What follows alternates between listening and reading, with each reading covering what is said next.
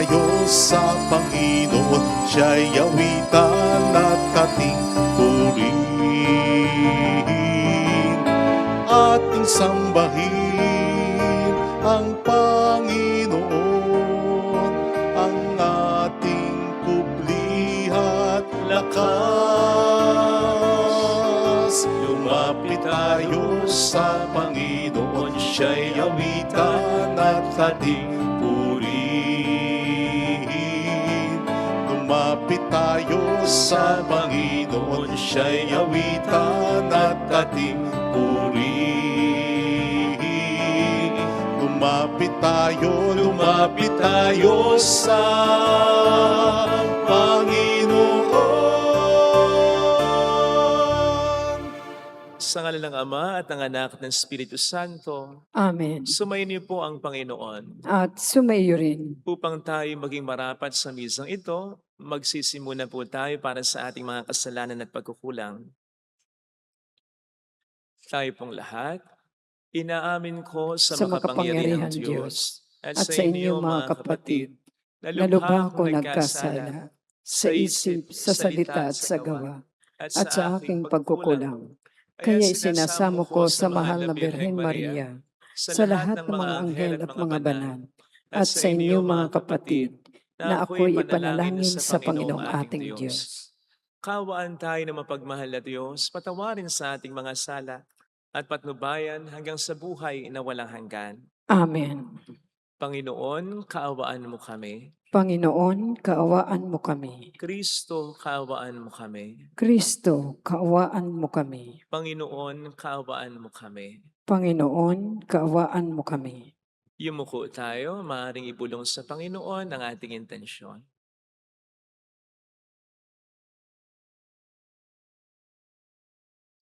Manalangin tayo.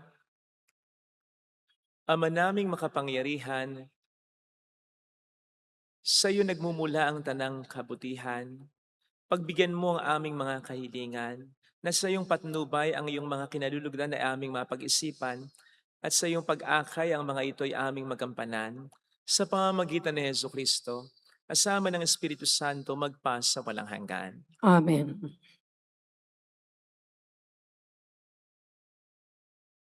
Ang salita ng Diyos mula sa aklat ng mga hari. Noong mga araw na iyon, tinipo ni Akab sa bundok ng Karmelo ang buong bayan ng Israel at ang kanyang mga propeta. Lumapit si Elias at sinabi sa bayan, "Hanggang kailan po kayo mag-aalinlangan? Kung ang Panginoon ang tunay na Diyos, siya ang sundin ninyo. At kung si Baal naman, kay Baal kayo maglingkod." Hindi umimik ang bayan. Muling nagsalita si Elias, "Ako na lamang ang natitira sa mga propeta ng Panginoon. Samantala, may 450 ang mga propeta ni Baal. Bigyan ninyo kami ng 2 toro. Pumili sila ng isa, katayin at ipatong sa ibabaw ng kahoy na sinalansan. Ngunit hindi sisindihan. Ihahanda ko rin ang ikalawa sa ibabaw ng kahoy na sinalansan at hindi ko rin sisindihan. Tawagin ninyo ang inyong Diyos at tatawagin ko naman ang Panginoon. Ang tumugon sa pamamagitan ng apoy, iyon ang tunay na Diyos." At sumagot ang bayan, "Sang-ayon kami." Sa gayon, sinabi ni Elias sa mga propeta ni Baal, "Sapagkat kayo ang marami, pumili na kayo ng 1 toro at ihanda na ninyo. Pagkatapos, tawagin ninyo ang inyong Diyos. Ngunit, huwag kayong magpaparikit ng apoy." Kinuha nga nila ang isa sa mga toro at inihandog. Mula sa umaga hanggang tanghali, tinawagan nila si Baal, "Baal, Baal, pakinggan mo kami." Sigaw nila, Samantalang pasayaw-sayaw sa paligid ng dambana, ngunit walang sumasagot. Nang katanghalian ay, nilibak na nila si Elias. Wika niya, "Lakasan pa ninyo. Alam naman ninyo ang inyong Diyos. Baka may ginagawa o may pinuntahan, o baka naman natutulog. Kaya't kailangang gisingin." Lalo nga nilang inilakas ang kanilang sigaw. Sinugatan ang sarili sa pamamagitan ng sibat at tabak, tulad ng kanilang kinaugalian, hanggang sa sila'y maligo sa dugo. Lumampas ang tanghali at oras na ng paghahandog ng hain, ngunit wala pa ring tugon kahit ano. Nagsalita noon si Elias sa buong bayan. "Lumapit-lapit kayo," wika niya. At nagsilapit ang lahat. Inayos niya ang dambana roon ng Panginoon na matagal nang gumuho. Pumili siya ng 12 bato, katumbas ng bilang ng mga lipi ni Jacob, na binigyan ng Panginoon ang pangalang Israel. Ang mga bato'y ginawa niyang dambana para sa Panginoon. Pinaligiran niya iyon ng isang kanal na may lamang 2 balding tubig. Isinalansa niya ang kahoy, kinatay ang toro, at ipinatong sa kahoy. Pagkatapos, nag-utos siya, "Kumuha kayo ng 4 na bangang tubig at ibuhos sa handog at sa kahoy." Gayon nga ang ginawa nila. "Buhusan pa ninyo," sabi ni Elias, at binuhusan nila. Minsan pa, utos uli ni Elias. Maikatlo nga nilang binuhusan ang handog hanggang sa umagos ang tubig sa paligid ng dambana at umapaw sa kanal. Nang 3 na ng hapon na siyang oras ng paghahandog, tumayo si Elias sa harap ng dambana at nanalangin, "Panginoon, Diyos ni na Abraham, Isaac at Jacob, patunayan po ninyo ngayon na talagang kayo ang Diyos ng Israel, at ako ay inyong lingkod. At ginawa ko ang lahat ng ito, pagkat ito ang inyong utos. Dinggin ninyo ako, Panginoon, upang matalastas ng bayang ito na kayo lamang ang Diyos at sila'y inyong pinapagbalik loob." Noon di, nagpababa ng apoy ang Panginoon at tinupok ang handog, ang kahoy at ang mga bato at lupa sa paligid, pati ang tubig sa kanal ay natuyo. Pagkakita sa nangyari, nagpatira pa ang buong bayan at sumigaw, "Ang Panginoon ang Diyos, ang Panginoon lamang ang Diyos." Ang salita ng Diyos. Salamat sa Diyos. Diyos ko, ang aking dalangi, ako'y iyong tangkilikin. Diyos ko, ang aking dalangi, ako'y iyong tangkilikin. O Diyos, ako'y ingatan mo. Ingatan ang iyong lingkod. Ang hangad ko ay maligtas kayo, sa'yo dumudulog. Ika'y aking Panginoon, ang wika ko sa aking Diyos. Kabutihang tinanggap ko ay ikaw ang nagkaloob. Diyos ko, ang aking dalangin, ako'y iyong tangkilikin. Silang bumaling sa ibang Diyos, sulirani abot-abot. Sa pagsambang gawa nila, ako ay hindi lalahok. Diyos ko, ang aking dalangin, ako'y iyong tangkilikin. Ikaw lamang, o poon ko, ang lahat sa aking buhay. Ako'y iyong tinutugon sa lahat kong kailangan. Nababatid ko na siya'y kasama ko oras-oras. Sa piling na'y kailanmay, hindi ako matitinag. Diyos ko, ang aking dalangin, ako'y iyong tangkilikin. Ituturo mo ang landas na buhay ang hahantungan. Sa piling mo'y madarama ang lubos na kagalakan. Ang tuloy mo'y nagdudulot ng ligayang walang hanggan. Diyos ko, ang aking dalangin, ako'y iyong tangkilikin.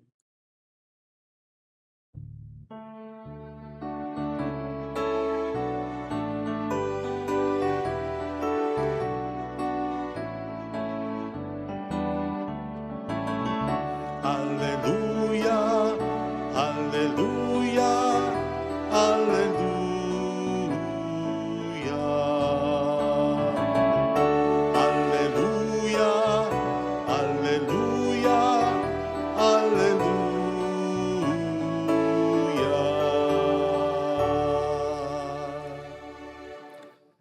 Sumayin niyo ang Panginoon. At sumaiyo rin. Ang mabuting balita po ng Panginoon ayon kay San Mateo. Papuri sa iyo, Panginoon. Noong panahong iyon, sinabi ni Jesus sa kaniyang mga alagad, "Huwag ninyong akalaing naparito ako upang pawalang bisa ang kautusan at ang aral ng mga propeta. Naparito ako hindi upang pawalang bisa, kundi para ipaliwanag at ganapin ang mga iyon. Tandaan niyo ito, magwawakas ang langit at ang lupa, ngunit ang kalit-litang bahagi ng kautusan ay di mawawala ng bisa, hanggat di nagaganap ang lahat. Kaya't sino mang magpawalang halaga, kahit sa kalit-litang bahagi nito, at magturo ng gayon sa mga tao, ay ibibilang na pinakamababa sa kaharian ng Diyos. Ngunit ang gumaganap ng kautusan at nagtuturo na tuparin iyon, ay ibibilang na dakila sa kaharian ng Diyos." Mga kapatid, ang mabuting balita ng Panginoon. Pinupuri ka namin, Panginoon Hesukristo. Welcome sa Our Lady of La Salette Quasay Parish, kung saan ayos lang pong umiyak at samahan tayo ng mahal na ina sa pag-iyak at sa pagdarasal upang maging maayos ang lahat. Bakit nga ba hirap tayong piliin, mahalin ang Diyos ng buong puso? May mali ba sa Kanya? May kulang pa ba sa mga ginawa niya at ginagawa pa? O tayo na lang ang may problemang talaga? Ang maling-mali at ang kulang na kulang pa. Narinig po natin sa ating unang pagbasa ang napakasimple lamang namang tanong at hamon ni Elias sa mga Israelita. Hanggang kailan kayo mag-aalinlangan? Kung ang Panginoon ang tunay na Diyos, siyang sundin ninyo. At kung si Baal naman, si Baal ang paglingkuran ninyo. Si Baal po ay peking Diyos. Si Baal po ay Diyos-Diyosan lang. Kaya kung tutuusin, napakadaling mamili sa tunay na Diyos at sa peking Diyos. Bukod pa sa napakaraming naguhumiyaw o malinaw na ebidensya na si Yahweh ang Panginoon ay Diyos talaga.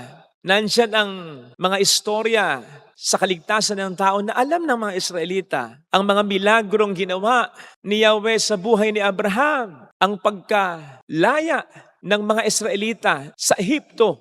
Ang paggabay sa kanila sa lupang pangako.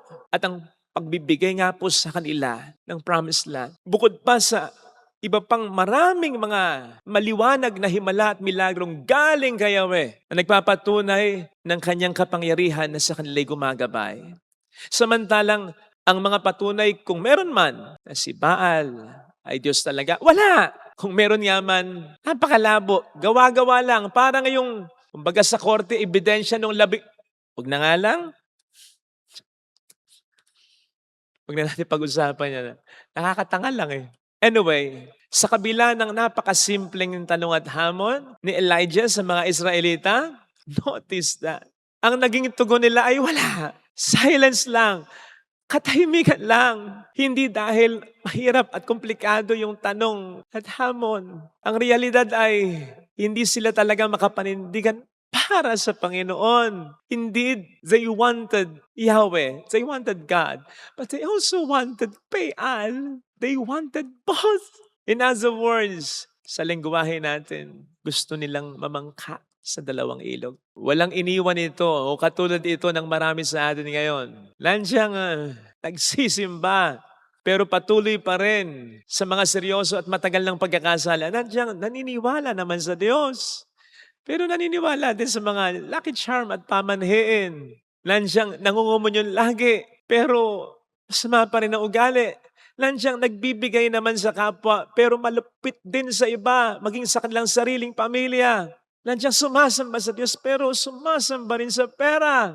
Nandiyan nagdarasal nga, pero puno pa rin ng galit, ng hinanakit, ng tampo, ng inggit, ng selos, o kalungkutan ng kalooban. Hindi rin po tama yan. Hindi po katakataka ng pinakauna and therefore pinakamahalagang utos ng Diyos ay mahalin natin siya ng buong puso, buong kaluluwa, buong pag-iisip. Sapagkat kung hindi po natin ito gagawin, ay para na rin natin siyang hindi pinipili.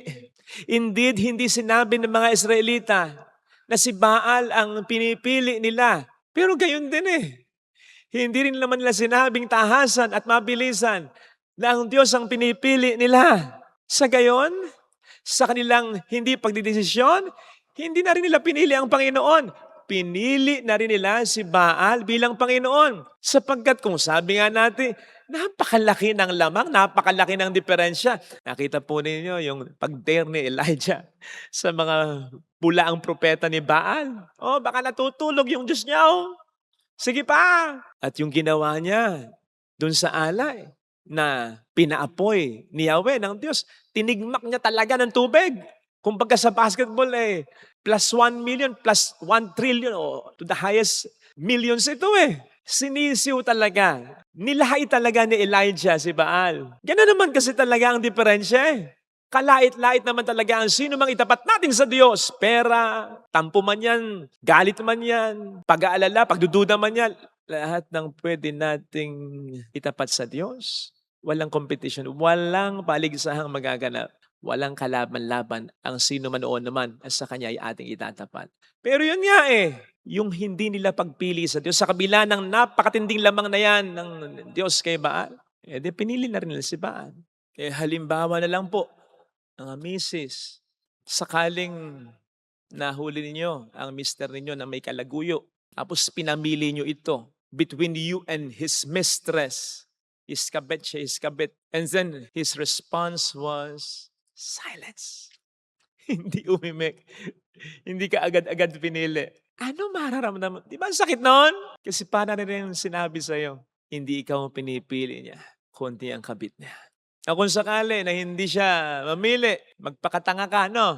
Sabihin mo, hindi naman niya sinabi na yung kabit niya pinipili niya. Hindi niya naman sinabi na ako pinipili. Portugal, pareho kanya kamahal. Tanga. Sige, halimbawa, ganun na nga ang maging interpretasyon. Papayag ka ba talaga na dalawa kayo sa puso niya? Hindi naman, di ba? Kung matino tayo. Kasi kung may iba siyang mahal bukod sa'yo, hindi ka talaga niya mahal. Tagalog yan para maintindihan mo. At hindi po dapat na mahirap siya para sa kaniyang piliin ka. Lalong-lalo na kung ang lahat naman ay ginawa mo, binigay mo para sa kanya. Tapos mahirapan siyang piliin ka. Ibig sabihin lamang nun, hindi kanya mahal talaga. Napakalaki ng lamang mo doon sa kabit niya. Pinatas niya sa'yo. Ibig sabihin nun, hindi niya nakita ang mga ginawa mo. Hindi ka talaga mahal ng mister mo. Mga kapatid, ano sa palagay natin ang mararamdaman ng Diyos kung sa kabila ng lahat ng ginawa niya at ginagawa pa, ay hirap pa rin tayo talaga na piliin siya, na manindigan para sa Kanya? Na kapag nandiyan ang tukso ng pagkakasala ay hirap pa rin tayo talagang umiwas? Ang mag-say no to temptation? At ano sa palagay po ninyo ang naisip niya o nararamdaman niya kung sinasabi po nating mahal natin siya, gayong may kaagaw siya sa buhay natin, gayong meron tayo yung mas laging pinipili kesa sa Kanya? Maniwala pa kaya siya? Sino po sa palagay natin ang niloloko pa natin? Siya pa rin ba o sarili na talaga natin? Pag-isipan po sana natin ito sapagkat hinding-hindi tayo pwedeng magpatuloy ng ganito. Tandaan po natin na ayaw ng Panginoon ng salawahan. Sabi nga po sa aklat ng pahayag, isusuka niya ang mga maligamgam. Sapagkat ang hindi pagdidesisyon para sa Panginoon ay para na ring pagdidesisyon laban sa Kanya. At ang hindi pagmamahal sa Diyos ng buo ay maituturing na ring pagkakaroon ng ibang Diyos-Diyosan na itinatapat sa Kanya. And definitely, hindi po ito makatutulong sa atin. Sa mga pamilyar dito sa larong basketball and I think sa kahit anong sports, di po ba? Pabor na pabor sa dehadong-dehado kapag hindi sila nagkakalayo ng score nung liyamadong-liyamado. Ulitin ko, pabor na pabor sa dehadong-dehado na hindi sila nagkakalayo ng score ng kanyang kalaban na liyamadong-liyamado. Kasi kahit na dehadong-dehado siya, kapag magkalapit ang score nila, at those moments, parang pumapatas na siya. Na anytime, any breaks of the game, pwedeng manalo siya. Gayun din naman, dehadong-dehado ang diablo sa Diyos.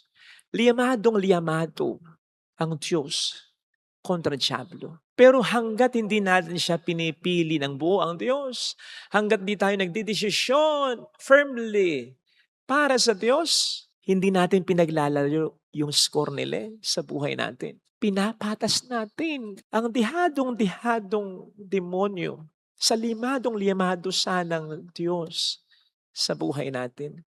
Kaya kung tutuusin ay walang-walang tsansa, nagkakantsansa ang diablo. Natuksuhin tayo, pasamain tayo, palungkutin tayo, takutin tayo, alalahanin tayo, pag-worryhin tayo, pag-give upin tayo, kasi pinapatas natin siya sa Diyos. Sana ganun. Hilingin sana natin yung biyaya ng wisdom ni St. Paul na nagsabi sa atin, do not give the devil a foothold. Huwag nating bibigyan ng pagkakataon ang diablo. Huwag nating ipatas ang dihadong-dihado na diablo sa Diyos nating liyamadong-liyamado. Piliin natin lagi ang Diyos. Mahalin natin lagi ng buo ang Diyos. Hindi ito para sa Diyos. Para ito sa ikaliligaya at ikabubuti natin. Amen. Lagay natin ang ating kanang kamay sa tapat ng ating puso.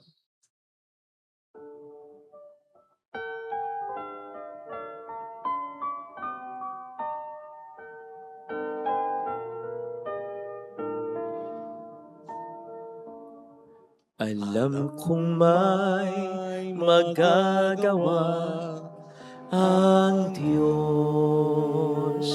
Alam kong may magagawa. Alam kong may magagawa Walang imposible sa Kanya. ang Diyos. Kung ako'y magtatapat, Kung ako'y magtatapat sa Kaniya'y maglilingkod, sa Kanya'y maglilingkod. alam kong may magagawa ang Diyos. Alam kong may magagawa ang Diyos. Alam kong di ringgin ng Diyos ang samo ko, Alam kong di sapagkat mahal niya ako. ng Diyos ang samo ko. Alam kong di ringgin ng Diyos ang samo ko, Alam kong di ringgin ng Diyos sapagkat ang alam niya ang samo sitwasyon. ko. Kung ako'y magtatapat, Kung ako'y magtatapat sa Kaniya'y maglilingkod, sa Kanya'y maglilingkod. alam kong di ringgin ng Diyos ang samo ko. Di ringgin ng Diyos Pumikit tayo. ang samo ko. Panginoon, patawad sa mga pagkakataon ng pagkakasala, pagdududa, sa mga pagkakataon na naiinis kami, nagagalit kami, pinangingibabawan kami ng pag-aalala at takot. Senyalis po kasi ang lahat ng ito na hindi ka namin pinipili talaga. Hindi ka namin minamahal talaga. Piliin ka man namin, nagsasalawahan kami. Mahalin ka man namin, parang may nire-reserva kami. Wala nga palang dapat maikumpara, maipatas sa'yo. Tulungan mo po kaming mas ma-realize ito na wala kaming ibang niloloko pag ganun, kundi ang sarili lamang namin, Panginoon. Hallelujah! Purihin ang Diyos. Hallelujah! Hallelujah! Pasalamatan siya. Siya ay muling babalik sa atin. Hindi niya tayo iiwan. Hindi niya tayo pababayaan. Paniwalaan natin yan. Hallelujah! Purihin ang Diyos. Hallelujah! Sa takdang panahon, babalik ang Panginoon upang tayo ay kunin. Tapat siya sa kaniyang mga pangako sa atin. Sabihin mo sa sarili mo, mayroong magandang mangyayari sa iyo. Pinamimili ka ng Diyos between life and death. Choose life. Choose ka kung lalapit ka kay Jesus para mas mabuhay ka. At ang kasundulan nito ay buhay na walang hanggan pa. Yes, meron kang i-give up. But it will all be worth it, maniwala ka. Sulit. Huwag kang matakot. Huwag kang malungkot. Mas matakot ka at mas malulungkot ka kapag naging salawahan ka. Kaparanan sa Papuri sa unang-una, Ama at sa Anak at sa Espiritu Santo. kaparanan sa unang-una, ngayon magpakailanman at magpasawalang hanggan. Amen. Pag-aalay.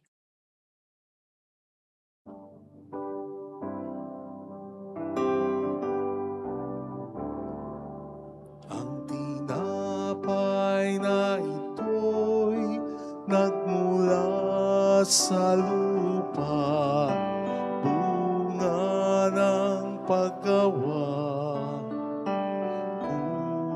Kunin mo upang maging pagkain nagdudulot ng buhay. Ang maihahandog sa'yo, Panginoon, ay tinapay at alak mula sa aming kamay. Sa iyong kabutihan aming ialay. Ang tinapay at alak sa gisag ng aming buhay.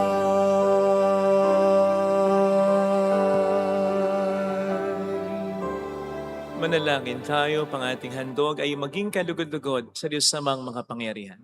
Tanggapin nawa ng Panginoon itong paghahain sa iyong mga kamay, sa kapurihan niya at karangalan sa ating kapakinabangan at sa buong sambayan niya niyang banal. Ama naming lumikha, tunghayan mo at kalugdan ang paglilingkod na aming ginagampanan upang ang aming inihahain ay iyong marapatin at ang aming pag-ibig ay iyong papag-alabin sa pamamagitan ni Jesucristo, asama ng Espiritu Santo magpa sa walang hanggan.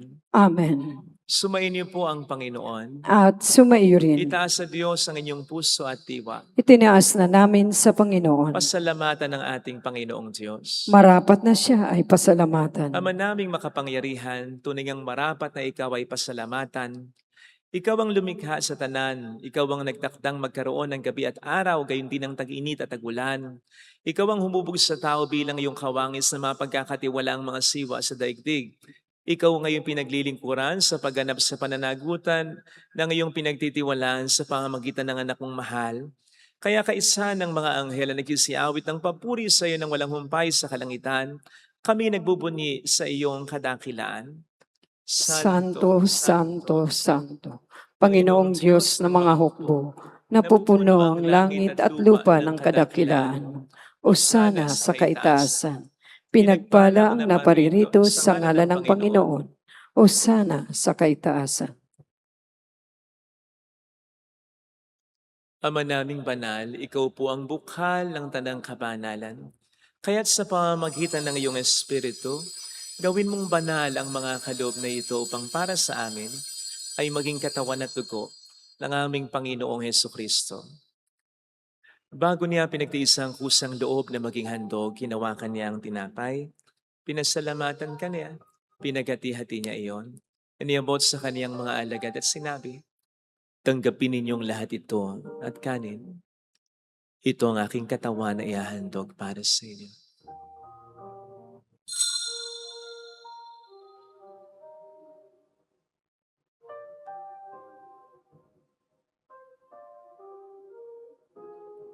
Gayun din naman nang matapos ang hapunan, nawa kaniyang kalis, muli kaniyang pinasalamatan.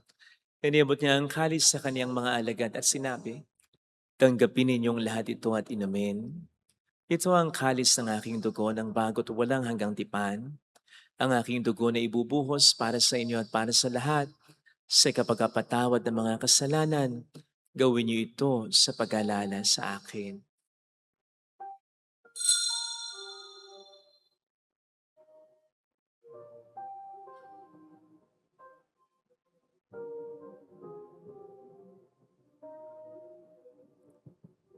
Ang misteryo ng ating pananampalataya. Si Kristo'y namatay, si Kristo'y nabuhay, si Kristo'y babalik sa wakas ng panahon. Ama, ginagawa namin ngayon ang pag-alaala sa pagkamatay at muling pagkabuhay ng iyong anak. Kaya inialay namin sa iyo ang tinapay ng buhay at ang kalis ng kaligtasan. Kami nagpapasalamat dahil kami iyong minarapat na tumayo sa harap mo para maglingkod sa iyo.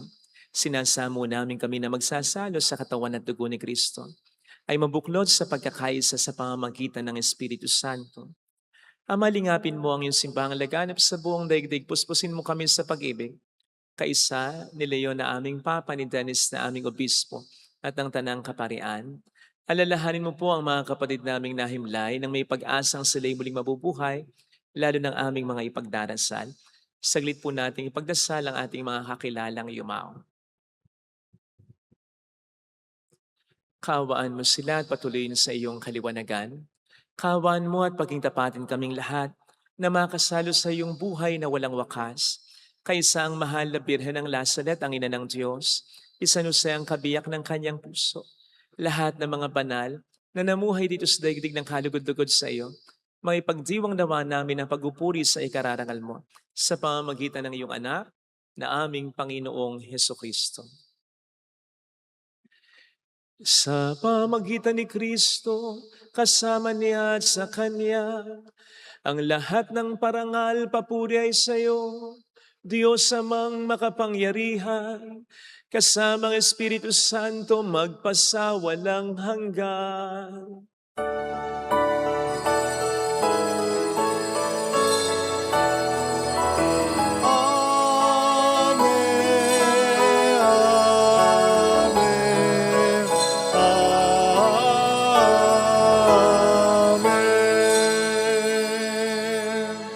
Tumawag tayo sa Ama.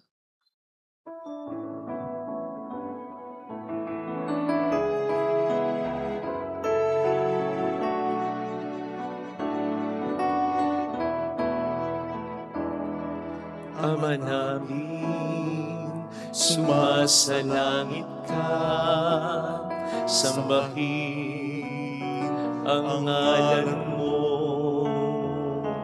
mapasamin ang kaharian mo, sundin ang loob mo dito sa lupa para nang sa langit. Bigyan mo kami ngayon ng aming kakanin sa araw-araw, at patawarin mo kami sa aming mga sala, para ng pagpapatawad namin sa nagkakasala sa amin.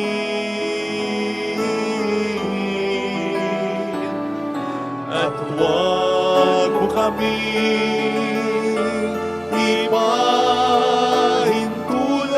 sa tukso, at ihadya mo kami sa lahat ng masama.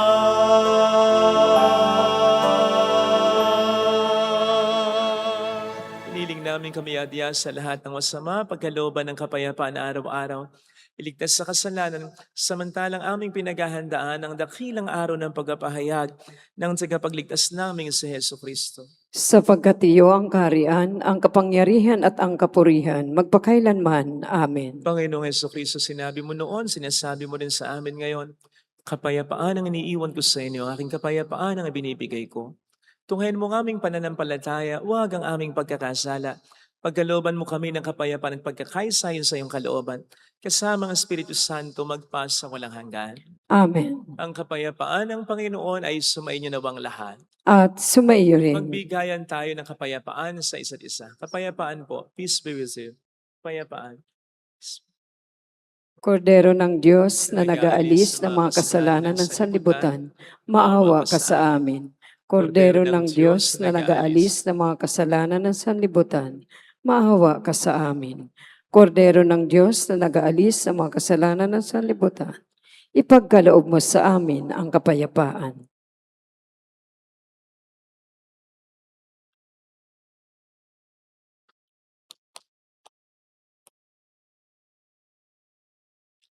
Narito sa harap natin ng Panginoon ang ating buhay at kaligtasan.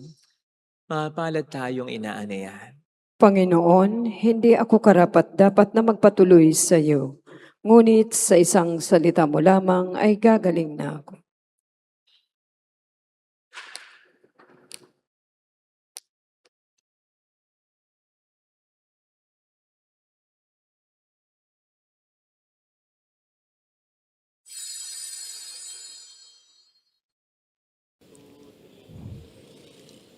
Panalangin para sa espiritual na pakikinabang. Panginoong Hesus, ako ay naniniwala na ikaw ay nasa kabanal-banalang sakramento. Iniibig kita ng higit sa lahat at ninanasa kong tanggapin ka sa aking kaluluwa. Sapagkat sa mga sandaling ito, hindi kita matatanggap sa sakramento. Tumuloy ka sa espiritu sa aking puso. Niyayakap kita na parabang naririto ka na. Inaalay ko ng buong buo ang aking sarili sa iyo. Huwag mong hayaang mawalay ako sa iyo. Amen.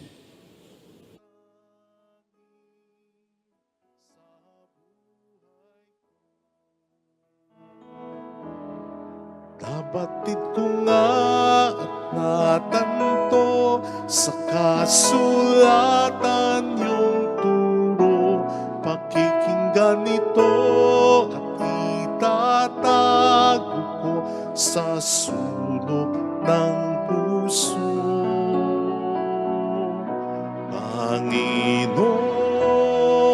Panginoon, narito ako.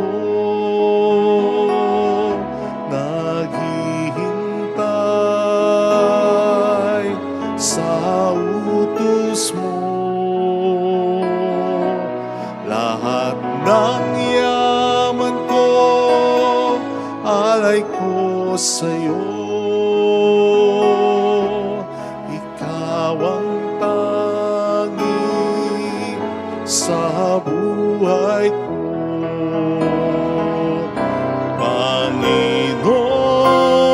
Panginoon, narito ako.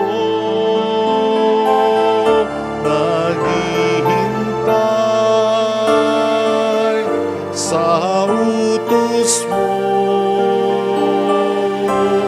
Lahat ng yaman ko, alay ko sa'yo. Ikaw ang tanging sa buhay ko.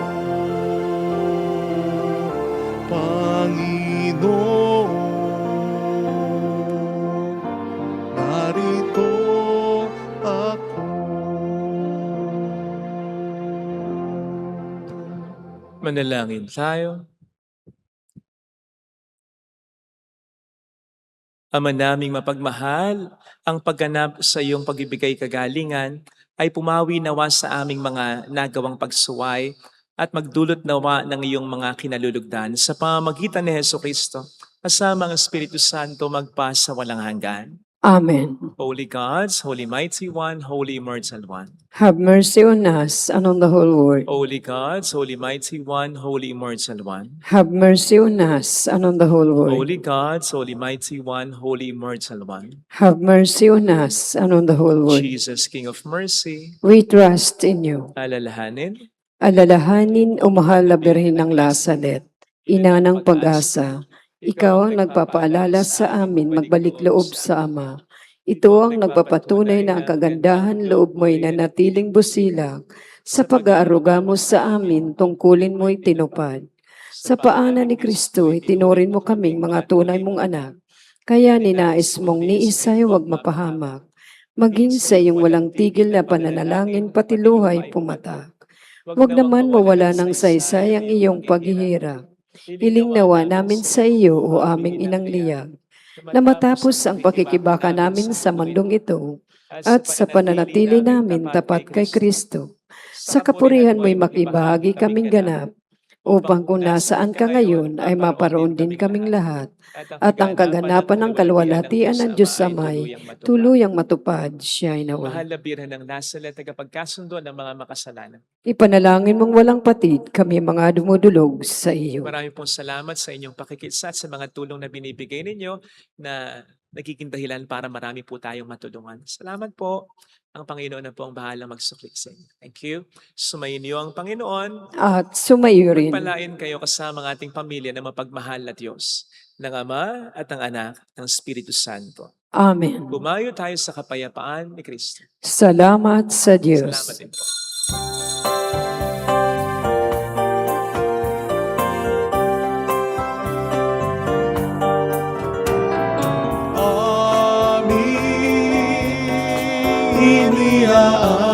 Iniaalay ang pag-ibig na walang kapantay. Okay sarap mabuhay kung may nagmamahal, pagmamahal na tunay at laging tagisay. Ang Birhen kong umibig ay walang sintamis, pagsintang sa kalinis, sa iyo hanggang langit. O Birhen, Birheng mahal, sa awit at sa dasal, amin iaalay ang pag-ibig na walang kapantay.